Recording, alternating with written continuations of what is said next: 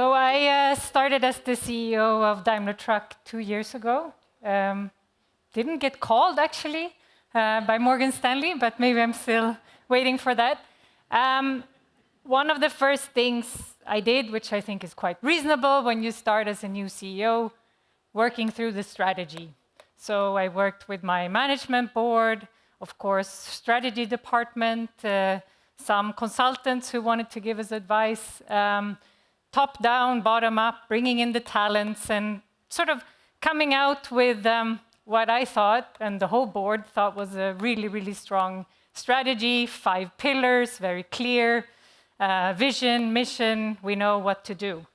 And then the first time we were going to present the strategy was in our top leadership meeting with the top 200 leaders of the company. And just a couple of days before, actually, just kind of out of curiosity, I started looking, what have we said in the past in these conferences and what did the former CEOs talk about? And then I realized when we started flipping through the old slides, a lot of the strategy was kind of the same as what we had been talking about for, or not me, but my predecessors for like the last 15, 20 years. For sure, there were new elements like digitalization, AI, servitization, etc. But if you looked at the bulk of it, really, to be very honest, a lot was quite similar. And then we realized that we actually don't really have a strategy problem in our company. We have an execution problem. And this is really tricky because, as you mentioned in the introduction, we're 130 years old, engineering excellence, always innovation leader. Today, we're the biggest truck and bus company in the world. So obviously, we did a lot of things right to get to where we are today. But that does not guarantee success, not even the next quarter, and definitely not for the next 10, 20, or even 130 years. And besides that, as we talked about a lot, the world is really changing. You have everything kind of macro or on a large scale that's happening in the world with AI, technology, geopolitics, the shift of power balance in the world. But besides that, in our industry, we also have the transformation of technology. We've been developing diesel trucks for the last 100+ years. Now we're looking at electrification, hydrogen. We have software-defined vehicles. We also do a lot of work into self-driving vehicles. There's new business models. People don't want to own the assets anymore. So our industry is also changing. And besides that, Daimler Truck is changing. On the one hand, we're 130 years old. On the other hand, actually, we were spun off out of this big Daimler conglomerate just 4 years ago. So in many ways, we're just a 4-year-old company learning what it's like to be a listed company and to function in that environment. So without putting any blame on the past, we needed to focus a lot more on how do we drive transformation going forward. And then we came up with these 3 kind of simple words: simpler, faster, stronger. And that's a mindset that we now try to bring into everything we do in the company. And it sounds very easy. Someone else also talked about doing things simpler. But, I mean, we are a German company. I would say we're a global company, but our headquarters is in South Germany. And we're very proud of our heritage and what we come from.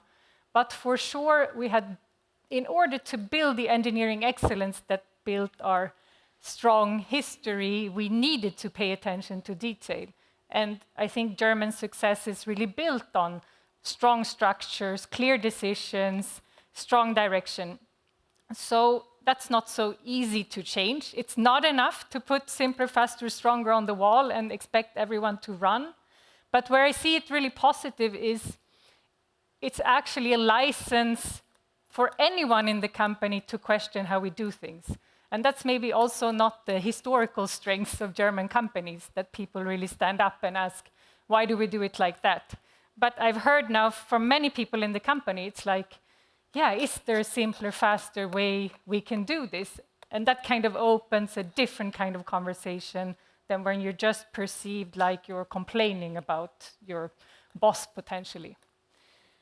But we wanted to do it even more, let's say, concrete. So we started looking more broadly on culture and what is culture. And the way we defined it in our company is the culture is the sum of all the practices you have in the company. And practices can be a couple of different things. So first of all, it's the values. It's kind of the words on the wall and what you put in your annual reports and what you say that you stand for. But practices is also all the processes that you have in the company. The formal processes on how you recruit people, how you pay for performance, budgeting, whatever. And then it's also all the informal processes, which is the way you do things in a company, which is actually not a formal process, but everyone just kind of knows that's how we always do it here, and that's how it always has been done. And we started looking at all these practices, and actually we found a very structured way that we are picking 3 to 4 practices every month that we want to change. And we look at it, we describe how do we do it today, and what's the desired state on how we want to do it in the future. And then we're rolling out new practices in waves. So every 1 to 2 months, we have a wave, and there's 3 to 4 new practices coming. And I think that's a very concrete way to drive a change of culture in a very old company. And it can be, you know, some of it is like super, well, sounds basic, but even the small things are not easy. So what we do now is we start every meeting by looking at who's sitting around the table. Why are you here? Are you here because you want to add to the discussion? You want to be part of the decision making? Are you just here to gather information? Or are you here because this guy is presenting and I'm his boss, and then the boss of the boss, and then the boss of the boss, so I just have to be in the room to be sure what's being said. And by doing that, we have realized actually we can walk a lot of people out of the room who are not there to really contribute to a result. Also, I got crazy when I joined Daimler. There's PowerPoints for everything. So every meeting I get a PowerPoint. It's like 50 pages. I have to pre-read. I come in. So we have not totally banned PowerPoints, but we have stopped having PowerPoints by default. And we see that it drives a completely different quality of discussion because you really focus on the problem and how to solve it instead of sometimes spending a lot of time describing all the backgrounds. So those are some small ones. Then there's some bigger ones. Trying to kill the budget process right now. Normally, we would already now actually start to plan the budget for 2027. It's, starts with what's the total market going to be, what's macro, etc. And then we build from bottom up. It's a huge process, very structured. So now we're killing the budget process.